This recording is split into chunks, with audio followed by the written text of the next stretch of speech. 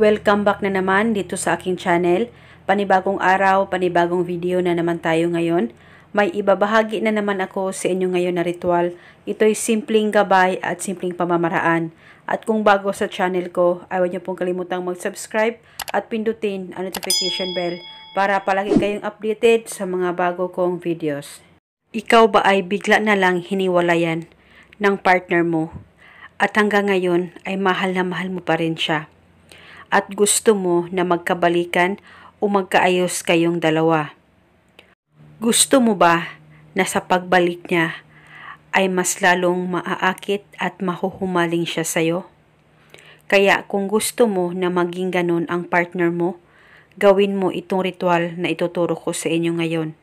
Dapat hindi kayo nagdududa o nagdadalawang isip na gawin ito.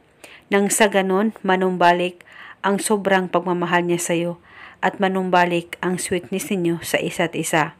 Kaya gawin itong ritual na buo ang loob at tiwala mo. Ang gagawin mo lamang, kumuha ka lamang ng garapon. Dapat may takip po ang garapon na gagamitin nyo sa ritual. At pagkatapos, lagyan mo lamang ito ng kahit kalahating tubig. At pagkatapos nito, kumuha ka rin ng isang kutsarang asukal at ilagay ito sa garapon na may tubig. At pagkatapos, isulat mo sa papel, pangalan at apelyido. Ikaw ay mas lalong maaakit at mahuhumaling sa akin. Isulat mo lamang ito ng 3 beses, pangalan at apelyido at ang hiling. At pagkatapos nito, tupiin o i-roll mo itong papel kahit ilang tupi.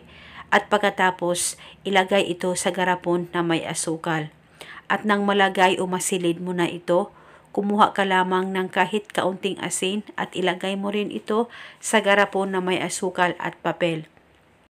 At nang malagay mo na lahat, kunin mo ang garapon, hawakan mo ito sa 2 kamay mo, ilapit ito sa baba mo, at banggitin mo lamang ang nakasulat sa papel ng 3 beses, pangalan at apelyido at ang hiling. At pagkatapos, pwede mo nang takpan itong ritual at itago ito sa damitan mo.